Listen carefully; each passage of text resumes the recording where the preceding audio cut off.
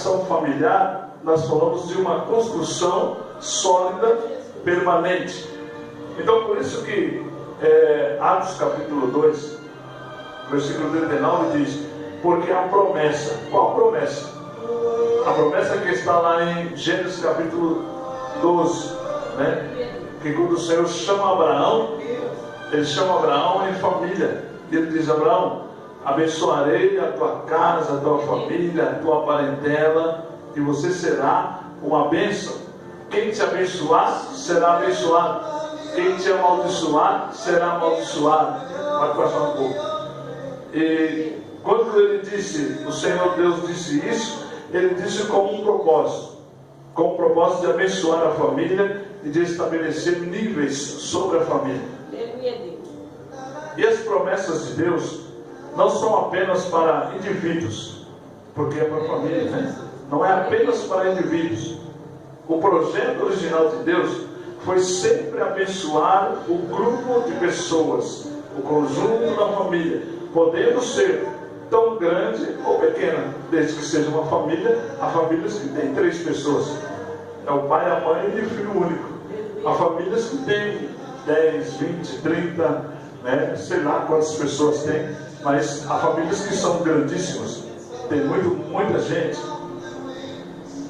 E por causa da bondade e da misericórdia do Senhor, podemos pedir as promessas de paz, amor, alegria, provisão, proteção sobre a nossa família.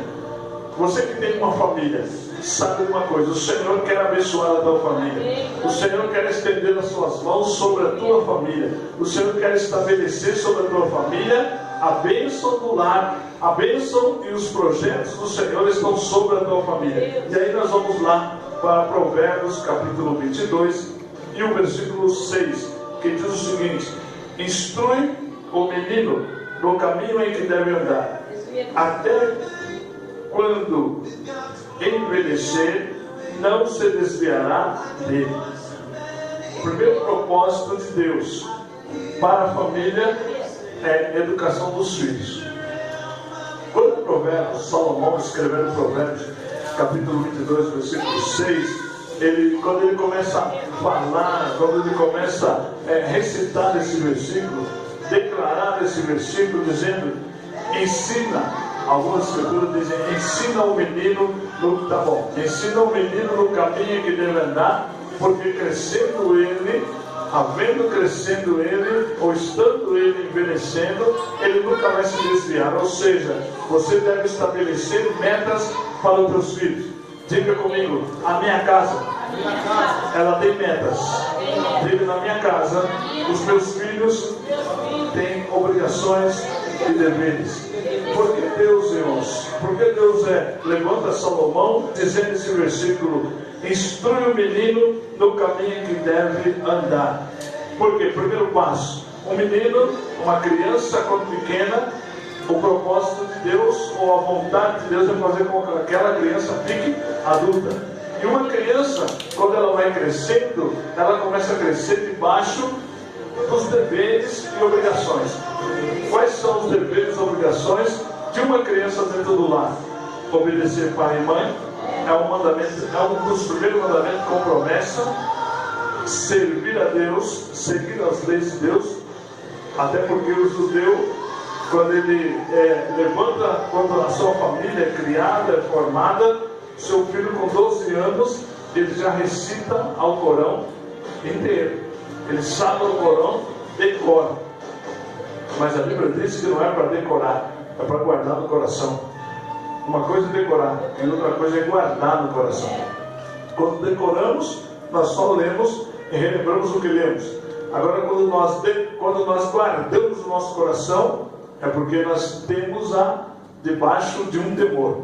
E o próprio Salomão escrevendo, ele disse: o temor é o princípio da sabedoria. O temor ao Senhor é o princípio da sabedoria. E quando nós olhamos aqui, quando Salomão escreve: ensina, instrui o menino no caminho em que deve andar. Qual é o caminho? Salmo 119, né? A Bíblia diz que o salmista Davi diz assim: lâmpada para os meus pés é a tua palavra e luz para os meus caminhos. Salmo 119, versículo 105. Ele diz: lâmpada para os meus pés é a tua palavra e luz para os meus caminhos. Então, quando diz: ensina o menino no caminho que deve andar, qual é o caminho? O caminho da palavra do Senhor. Porque o próprio salmista também declarou: guardei a tua palavra no meu coração para não pecar contra ti. Ou seja, quando nós entranhamos a palavra do Senhor em nosso coração, nós estabelecemos metas para o nosso espírito, a nossa vontade, e aí vivemos a palavra que o apóstolo Paulo declarou: não sou eu que vivo, mas Cristo vive em mim. Quando você ensina o teu filho no caminho que deve andar, ele nunca vai se desviar. Por quê? Porque vai estar estabelecido, plantado na tábua do coração dele metas. Ele pode até não congregar com você, ele pode até não andar com você, mas ele vai ficar plantado, semeado no coração dele o que é servir a Deus.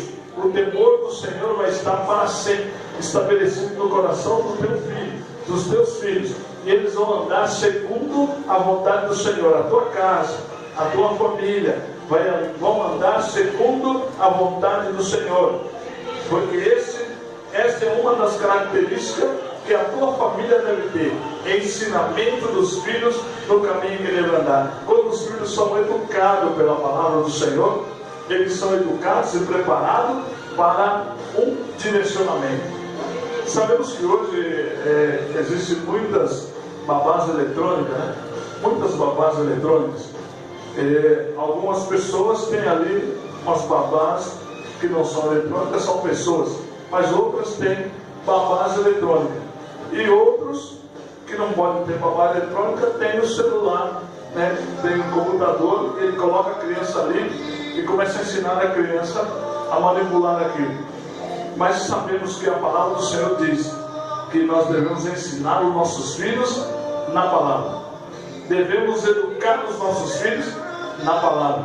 Devemos semear no coração dos nossos filhos a palavra. Eu e a bispa, quando nossos filhos eram pequenos, eles iam conosco para os cultos, eu conosco para as vigílias, eu conosco para as consagrações. Nós nunca deixamos eles em salinha de criança, sempre permanente no culto conosco. Sempre, é lógico que a criança não fica quieta.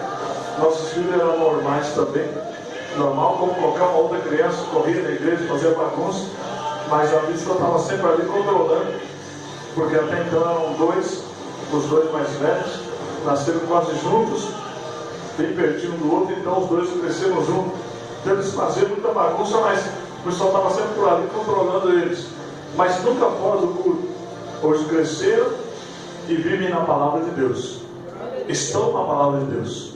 Por quê? Foi plantado, foi semeado no coração deles.